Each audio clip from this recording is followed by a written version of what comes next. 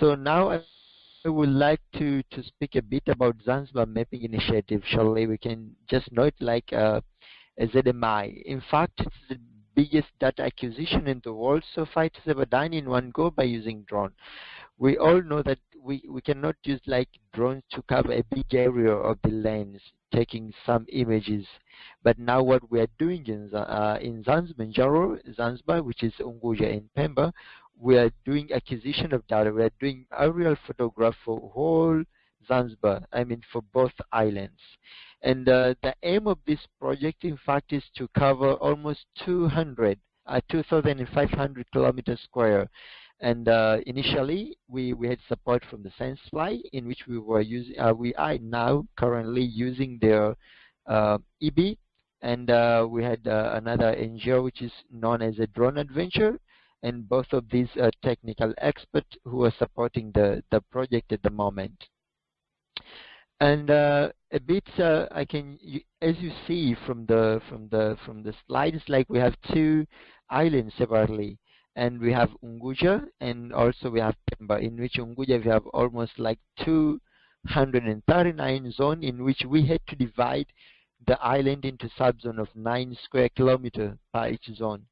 And the reason behind is like we can cover one zone a day if we are using one drone, meaning that if we are having like 2 drones, we can probably cover 2 zones per day if everything goes well.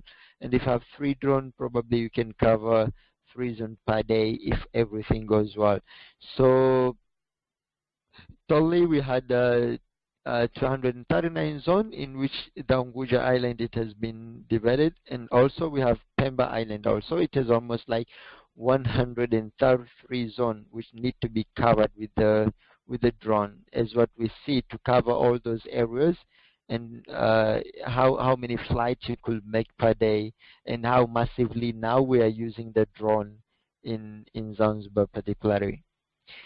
And the current status of the map now is shown. This is on previous 2 weeks in which we stopped mapping from Unguja, and from what you see there, before it was a priorities for those zones, and what you see from the greens, which without any strip, like all greens, those area has been already mapped. And for those that you are seeing there is a strip inside, those area has been processed also. And the red one is like they have not been mapped because they are like the most sensitive areas in which we need other permission to map on that area, in which we have the airports and other military areas. And also the other side we have Pemba, in which we have just initiated the previous week. So the past week, now I'm speaking, I'm in Pemba, like we are starting to initiate the zone, and we have tried to define the first primarily zone in which we need to train the staff on Pemba, because we are working with the Commission for Land. And also we need to start a bit and then go back to Unguja, finalizing it, and then return to Pemba to complete the island, is what we were expecting to do. So some benefits that we are seeing for Zanzibar is like, and for the other world, because it will be done on the open data the open data. So we will have the new data set for Zanzibar, and it's not only for visualizing how Zanzibar it is, but also the other information which is not even yet defined, how this data will be useful so far. And also we had this opportunity to tell the people about their UAV, because so far they were just hearing about the UAV, but exactly they were not having the opportunity to see what exactly these UAV are. But now they have the opportunity, especially the students from the State University of Zanzibar.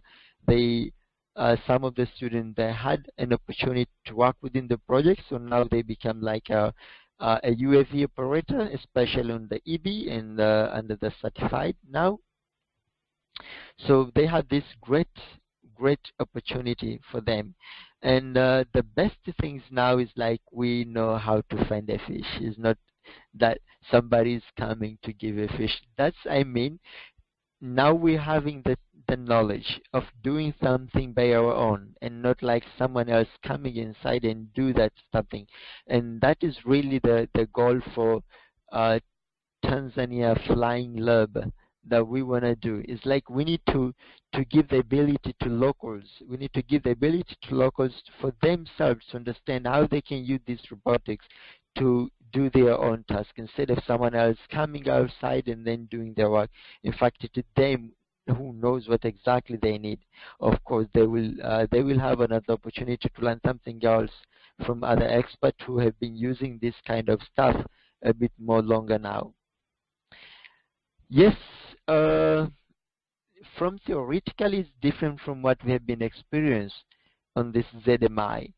And it's like you need to spend a long day in the fields. In fact, sometimes you can spend from like 7:30 a.m. to almost 5:30 p.m. You are in the fields, launching and doing taking the flights. And also it's like most of the drone crashed, and that is because before it was like we need to learn and then we need to also to use the same technology. So sometimes it's like it's not that easy for someone to get an experience in a faster way. But now we can say we are experienced somehow because we have done a lot of flights, which give people the ability to understand each day the new challenge and then how they can face. And also we had a few equipment in case of less repair. That is what I mean. It's like we need to wait also to someone's coming inside and repair the stuff. So we only had to repair some of the outside part of the drone wings and other stuff, but the other areas in which, because now in Zanzibar it's like we're having too much dust, and we have been using the EBs in which they have the pitot inside, which is the crucial part, I can say, in which controlling the stability of the drone. And the dust we are having here is really tiny, so we have been getting the problem of pitot malfunction because of the dust lower speed, and to repair such kind of stuff is not that we are not yet good on doing repairing on the pitot and other stuff, but other things they're doing fine.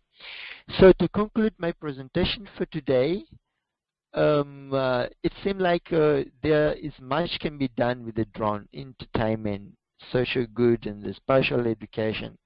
And we have now, at least we open our eyes from the fine, like, okay, we can use this drone for entertainment, and people now they can be able to understand how exactly they can use drone to produce some entertainment things, maybe for kids or for anyone else. And then for social good, is like here in Zanzibar, I can say we had a bad thought about the UAV before, because they believe like, or they are just used for military action and stuff like that. But now we had an opportunity to show people that drone can also be used and really be really applicable in social goods, in health, providing like surveying, reducing their work during the for surveying and other stuff. And in education,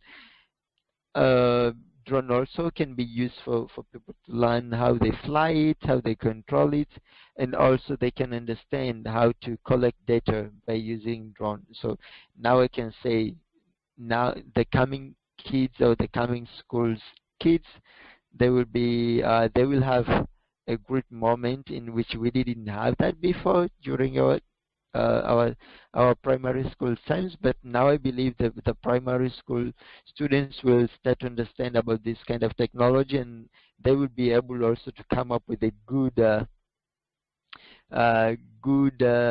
uses of this robotics. So we also, as I said, we can have the opportunity to introduce to this technology to more youth and reduce the gap of unemployment. Is what I said. I prefer now myself, because I know how to use it. So I prefer to do the same, to teach someone how to do fishing rather than to give them a fish. So to myself, I'm still learning a lot on this technology, and day to day, I'm engaging myself to other opportunities so I can understand exactly what is really this technology capable of and what is not capable of. Thank you so much.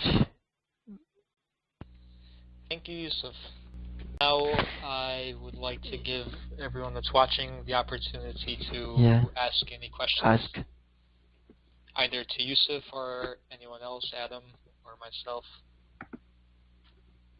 So while people are thinking of good questions that you can put in the chat message for everyone to see, Yussuf, I have a question. Yeah.